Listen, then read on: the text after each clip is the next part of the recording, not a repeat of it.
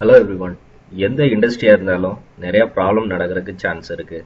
கம்பெனியில் எவ்வளோ procedures work instructions இருந்தாலும் ஏதோ ஒரு சின்ன கேப் இருந்துச்சுனாலும் அந்த ஒரு ப்ராப்ளம் நடந்துடும். ஸோ நம்ம அந்த கேப்பை கண்டுபிடிச்சி அதை சரி பண்ணிட்டா அந்த பிரச்சனை எப்பவுமே நிரந்தரமாக வராத அளவுக்கு நம்ம பார்த்துக்கலாம். ஸோ இதைத்தான் ப்ராப்ளம் சால்விங்னு சொல்லுவாங்க. ஒரு ப்ராப்ளம் சால்வ் பண்ணுறதுக்கு நிறைய வழி இருக்குது. இருந்தாலும் நாம இப்போ ஒரு மெக்கானிக்கல் இண்டஸ்ட்ரியில ஒரு ப்ராப்ளம் நடந்துச்சு அப்படின்னா, அதாவது ஒரு மேனுஃபேக்சர் இண்டஸ்ட்ரியில ஒரு ப்ராப்ளம் நடந்துச்சுன்னா 8D ப்ராப்ளம் சால்விங் டெக்னிக்கை யூஸ் பண்ணி, அதாவது டின்றது வந்து டிசிப்ளின் சொல்லுவாங்க. ஸோ 8 டிசிப்ளின்ஸை யூஸ் பண்ணி எப்படி ஒரு ப்ராப்ளத்தை சால்வ் பண்றது அப்படிங்கறத பத்தி பார்ப்போம். டிசிப்ளின்ஸ் எக்ஸ்பிளைன் பண்றதுக்கு முன்னாடி ப்ராப்ளம் என்னன்னு சொல்லிடுறேன். ஒரு காம்பனன்ட்ல left hand side thread manufacture பண்றதுக்கு பதிலாக ரைட் ஹேண்ட் சைடு த்ரெட் வந்து மேனுஃபேக்சர் பண்ணிட்டாங்க. ஸோ இதுதான் ப்ராப்ளம். ஸோ இந்த ப்ராப்ளமை எப்படி நம்ம சால்வ் பண்ணலாம் அப்படிங்கிறத பார்க்கலாம். Discipline 1, use team approach. So first ப்ராப்ளத்தை பத்தி டிஸ்கஸ் பண்றதுக்கும் அதை சால்வ் பண்றதுக்கும் ஒரு டீம் ஒன்று ஃபார்ம் பண்ணணும்.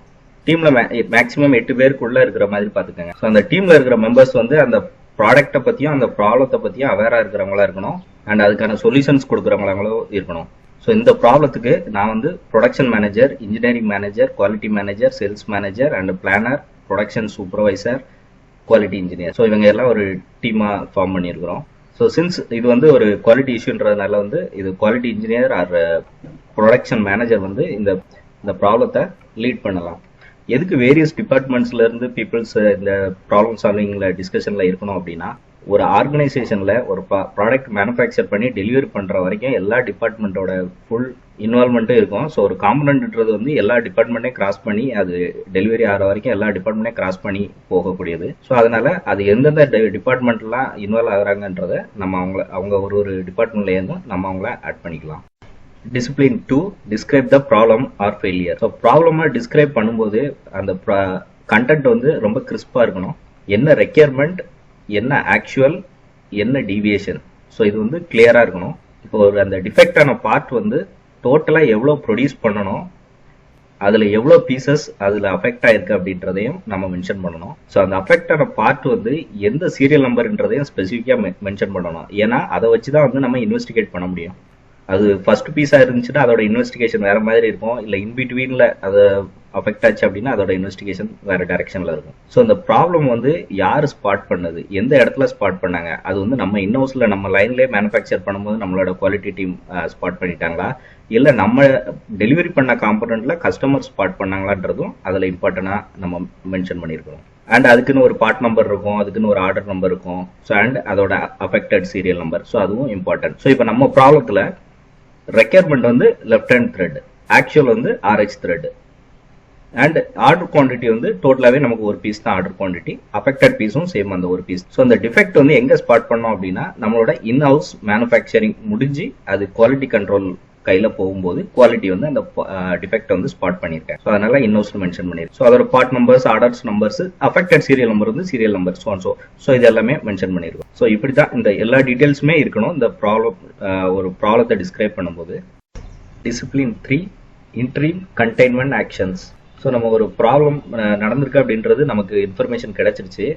கிடைச்ச உடனடியா என்னென்ன கட்டுப்பாடு நடவடிக்கைகள்லாம் எடுக்கணும் அப்படின்றது தான் வந்து இந்த கண்டெய்ன்மெண்ட் ஆக்ஷன்ஸ். இப்போ அந்த டிஃபெக்ட் பார்ட் வந்து கண்டினியூஸா ரன் ஆகிட்டு இருக்கக்கூடிய கண்டிஷன்ல இருந்துச்சு அப்படின்னா அதை வந்து உடனடியா அந்த ப்ரொடக்ஷனை ஸ்டாப் பண்ண சொல்லணும். சப்போஸ் நம்ம எல்லாமே மேனுஃபேக்சர் பண்ணி முடிச்சிட்டோம், நம்மகிட்ட எக்ஸ்ட்ராக்கா இருக்குது அப்படின்னா, ஸோ நம்ம இந்த ப்ராப்ளம் ஸ்பாட் பண்ண உடனே நம்மகிட்ட இருக்கிற எக்ஸ்ட்ராக்ஸ் எல்லாத்தையுமே வந்து நம்ம பர்ஜ் பண்ணணும். அதாவது எல்லாத்தையும் ரீவெரிஃபை பண்ணணும். ஏதாவது டிஃபெக்ட் பார்ட் வந்து குட் பார்ட்டோட மிக்ஸ்அப் ஆயிருக்கா அப்படின்றத. சப்போஸ் அந்த காம்பனன்ட் வந்து கஸ்டமருக்கு ரொம்ப அர்ஜென்ட்டா வேணும் அப்படின்ற பட்சத்துல, ஸோ நம்ம பார்ட் டிஃபெக்ட் அப்படின்னா, ஸோ நம்ம கிட்ட எக்ஸ்ட்ராக்ல ஒரு குட் பார்ட் இருந்துச்சு அப்படின்னா, ஸோ நம்ம வந்து அந்த பார்ட்டை எக்ஸ்சேஞ்ச் பண்ணிக்கலாம்.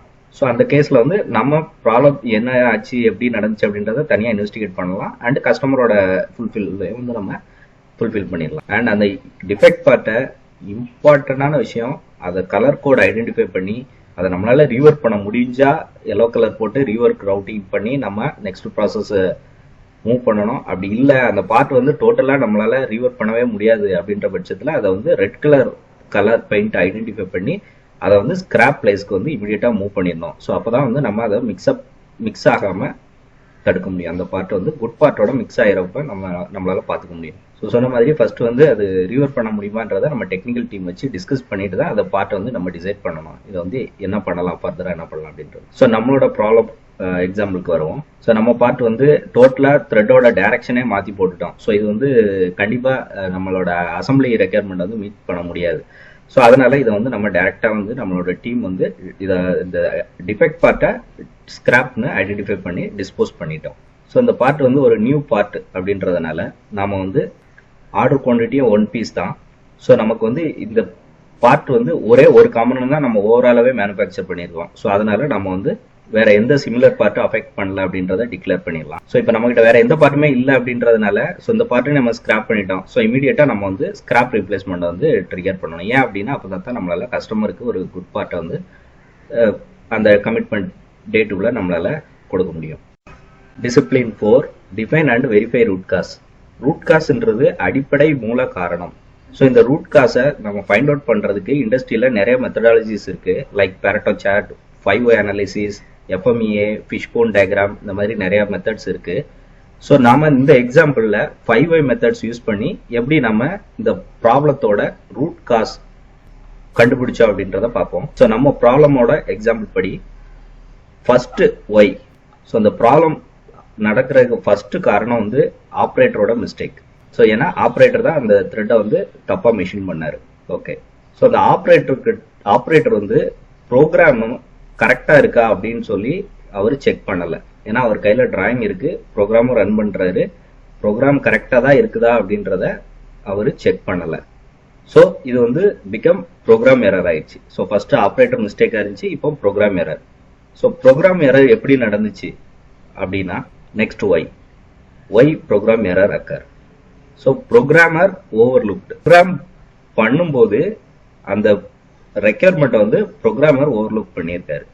ஸோ அப்போ ஒரு ஒய் கொஸ்டின் கேட்கணும், ஏன் ப்ரோக்ராமர் அதை ஓவர்லுக் பண்ணாரு.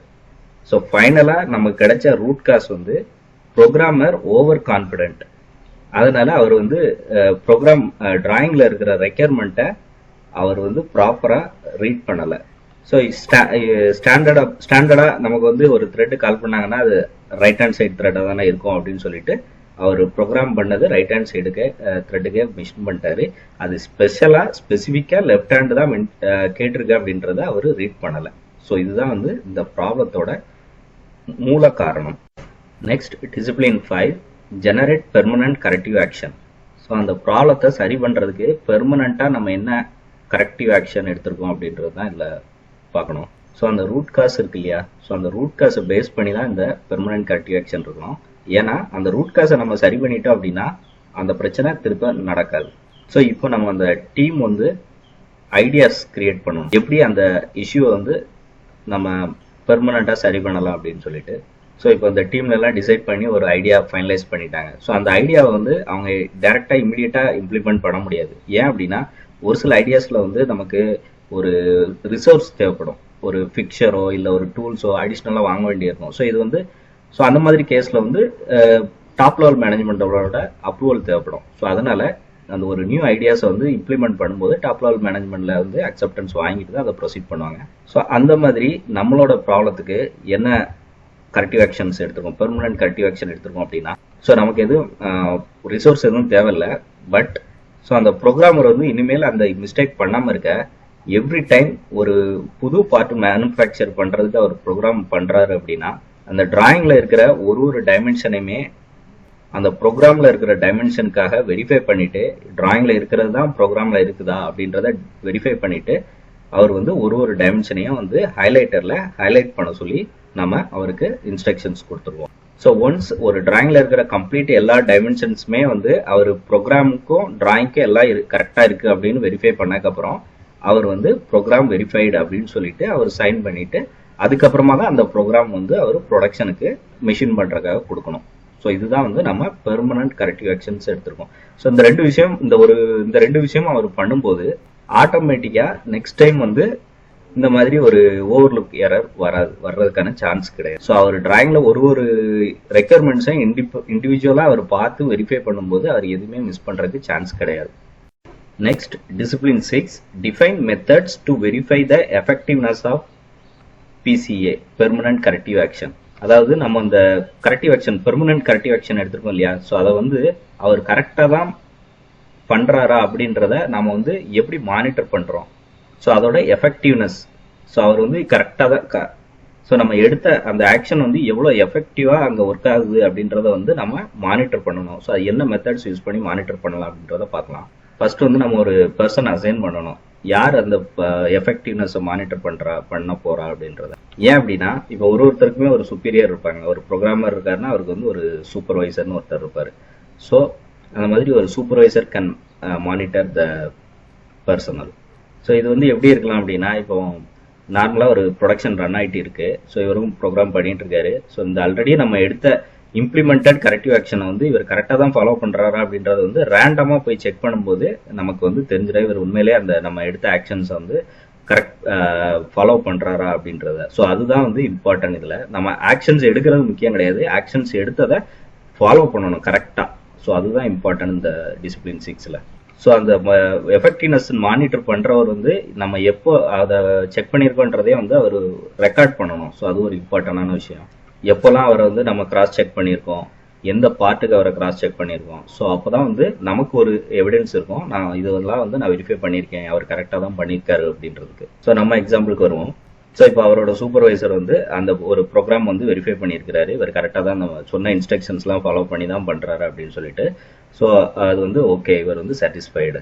ஸோ அந்த வெரிஃபைடு இவர் என்ன வெரிஃபை பண்ணாரோ அதை வந்து இவர் ஒரு செக்லிஸ்ட் போட்டு இந்த டேட்டில் இதெல்லாம் நான் வெரிஃபை பண்ணியிருக்கேன் அப்படின்றத இவர் மானிட்டர் பண்ணிட்டு வராரு. ஸோ இப்போலாம் வந்து நமக்கு ஒரு கான்ஃபிடென்ட், நம்ம எடுத்த பெர்மனன்ட் கரெக்டிவ் ஆக்ஷனை வந்து இவர் வந்து எஃபெக்டிவாக ஃபாலோ பண்ணுறாரு. ஸோ இதுதான் வந்து ரொம்ப important. Next discipline 7, action to prevent recurrence. So இப்போ நம்ம அந்த இடத்துல ஒரு கேப் இருந்துச்சு, அந்த கேப்பை வந்து ஒரு சிஸ்டம் ஒரு கரெக்டிவ் ஆக்ஷன் இம்ப்ளிமெண்ட் பண்ணி அதை நம்ம சரி பண்ணிட்டோம். ஸோ இருந்தாலும் நம்ம வந்து ப்ரிவென்டிவாக இந்த விஷயத்த வந்து நம்ம திரும்ப வராமல் இருக்கிறதுக்கு ஒரு ஒர்க் இன்ஸ்ட்ரக்ஷன் ஆர் ப்ரொசீஜர் அந்த மாதிரி நம்ம வந்து அவங்களுக்கு கொடுத்துட்டோம் அப்படின்னா அவங்க வந்து ஜஸ்ட் அந்த ப்ரொசீஜரையோ ஒர்க் இன்ஸ்ட்ரக்ஷனையோ ஃபாலோ பண்ணி அந்த ஒர்க்கை பண்ணிக்குவாங்க. ஸோ அந்த ஒர்க் இன்ஸ்ட்ரக்ஷன் வந்து நம்ம எந்த கேப்புமே இல்லாமல் ஸ்டார்ட் டு எண்ட் ப்ராசஸ் வந்து இப்படி தான் இருக்கணுன்றதை நம்ம கிளியராக நம்மளோட கம்பெனி சிச்சுவேஷனுக்கு ஏற்றால நம்ம வந்து ஒர்க் இன்ஸ்ட்ரக்ஷன் ப்ரிப்பேர் பண்ணி அவங்களுக்கு அதை ஃபாலோ பண்ண சொல்லி கொடுத்துட்டோம் அப்படின்னா அவங்க வந்து ஜஸ்ட் அந்த ஒர்க் இன்ஸ்ட்ரக்ஷன்ஸை மட்டும் ஃபாலோ பண்ணிட்டு அவங்க அந்த ஒர்க்கை வந்து 100% கரெக்டாக பண்ணிடுவாங்க. ஸோ இதை வந்து நம்ம சிஸ்டமேட்டிக்காக பண்ணுற அப்ரோச் இது. ஸோ இப்போ நம்ம ப்ராப்ளத்துக்கு ஒரு ஒர்க் இன்ஸ்ட்ரக்ஷன் வந்து கிரியேட் பண்ணியிருக்காங்க. ஸோ இது வந்து எதுக்காக அப்படின்னா நியூ ப்ராடக்ட்ஸ். ஸோ ஒரு புதுசாக ஒரு ப்ராடக்டை வந்து மேனுஃபேக்சர் பண்ணுறதுக்கு என்னென்ன ப்ரொசீஜர்ஸ்லாம் ஃபாலோ பண்ணணும் அப்படின்னு சொல்லிட்டு ஒரு ஒர்க் இன்ஸ்ட்ரக்ஷன் கிரியேட் பண்ணியிருக்காங்க. ஸோ அந்த ஒர்க் இன்ஸ்ட்ரக்ஷனை ஸ்டெப் பை ஸ்டெப் வந்து யாரெல்லாம் அந்த டீமில் இன்வால்வ் ஆகிருக்காங்களோ அவங்களுக்கு வந்து ஒரு எஜுகேட் பண்ணியிருக்காங்க, ஒரு ட்ரைனிங் கொடுத்துருக்காங்க அந்த ஒர்க் இன்ஸ்ட்ரக்ஷன் வச்சு. ஸோ அப்போ தான் வந்து அவங்களுக்கு ஈஸியாக இருக்கும் அதை ஃபாலோ பண்ணுறதுக்கு. அண்ட் இந்த ஒர்க் இன்ஸ்ட்ரக்ஷனும் வந்து இப்போ சிஸ்டத்திலே இம்ப்ளிமெண்ட் பண்ணனால ஸோ இனிமேல் இந்த ஒர்க் இன்ஸ்ட்ரக்ஷனை யாரும் ஃபாலோ பண்ணல அப்படின்னா அவங்க மேலே டைரெக்டாக நம்ம டிசிப்ளினரி ஆக்ஷன் எடுக்கலாம். ஸோ அதனால் இதை வந்து ரேண்டமாக சூப்பர்வைசரும் வந்து இதை வெரிஃபை பண்ணுவார். இந்த ப்ரிவென்டிவ் மெஷர்ஸ் நம்ம எடுத்துருக்கிறத ஒரு 1 or 2 months வந்து அவங்க கரெக்டாக அதை ஃபாலோ பண்ணுறாங்களா அப்படின்றத மானிட்டர் பண்ணிகிட்டே இருந்தாங்கன்னா அப்புறம் பை ப்ராக்டிஸ் அவங்க வந்து அதை ரெகுலராக அவங்களோட ரொட்டீன் ஒர்க்கில் வந்து அவங்க ஃபாலோ பண்ணிக்குவாங்க. ஸோ இப்போ அந்த ப்ராப்ளத்தோட ரூட் காஸை கண்டுபிடிச்சி அதை வந்து நம்ம சரி பண்ணுறதுக்கான ஆக்ஷன்ஸும் எடுத்தாச்சு. ஸோ இனிமேல் அந்த ப்ராப்ளம் வந்து அந்த லைனில் நடக்காது. ஸோ இதெல்லாம் வந்து கரெக்டாக மானிட்டர் பண்ணி இம்ப்ளிமெண்ட் பண்ணதை கரெக்டாக ஃபாலோ பண்ணாங்கன்னா இந்த ப்ராப்ளம் திரும்ப நடக்காது. இந்த ப்ராப்ளம் மட்டும் இல்லை, இந்த ப்ரொசீஜரில் இருக்கிற எந்த ஒரு ஸ்டெப்புமே வந்து இதில் ஸ்கிப் ஆகாது. ஸோ அதுதான் இதில் வந்து ஒரு benefit. Last discipline 8, congratulate the team. So ஒரு ப்ராப்ளம் சால்வ் பண்ணதுக்கப்புறமா அந்த ப்ராப்ளத்துக்கு சால்வ் பண்ணுறதுக்கான ஐடியாஸ் கொடுத்தவங்க வந்து கங்க்ராச்சுலேட் பண்ணுறது ஒரு இம்பார்ட்டண்டான விஷயம். ஏன் அப்படின்னா ஒருத்தவங்களோட ஒர்க்கை வந்து அப்ரிஷியேட் பண்ணுறது மூலமாக அவங்களோட பெர்ஃபார்மன்ஸ் வந்து இன்க்ரீஸ் தான் ஆகும். அண்ட் சம் ஆஃப் த கம்பெனிஸில் வந்து ரிவார்ட்ஸ் எல்லாம் கொடுப்பாங்க. ஏன்னா அவர் சால்வ் பண்ண ப்ராப்ளம் வந்து கம்பெனிக்கு வந்து ஒரு பெரிய ப்ராஃபிட் கொடுக்கக்கூடிய ஐடியாவாக கூட இருந்திருக்கலாம். ஸோ அதனால் கம்பெனி டாப் லெவல் மேனேஜ்மெண்ட் வந்து they will give reward to the team. So இதை டாக்குமெண்ட்டாக நம்ம வந்து மெயின்டைன் பண்ணுறது மூலமாக அந்த வந்து நம்ம ஃபியூச்சரில் இந்த மாதிரி ஒரு இஷ்யூ வந்துச்சுன்னா நம்ம என்ன ஆக்ஷன்ஸ் எடுத்துருக்கோன்றதை வந்து நம்ம ஒரு டாக்குமெண்ட்ரியாக கூட அதை யூஸ் பண்ணிக்கலாம். நம்மளோட இஷ்யூவில் வந்து top level management appreciate the team effort to resolve this issue. So அவங்க அப்ரிஷியேட் பண்ணியிருக்காங்க. ஸோ இதில் வந்து பெருசாக எந்த ஒரு ஆஸ் யூஷுவல் ஒரு ஒர்க்கில் நம்ம என்ன சேஞ்சஸ் பண்ணியிருக்கோன்றது மட்டும் தான். ஸோ அதனால் they appreciate the team. This will added on their performance history for their promotion and salary hike.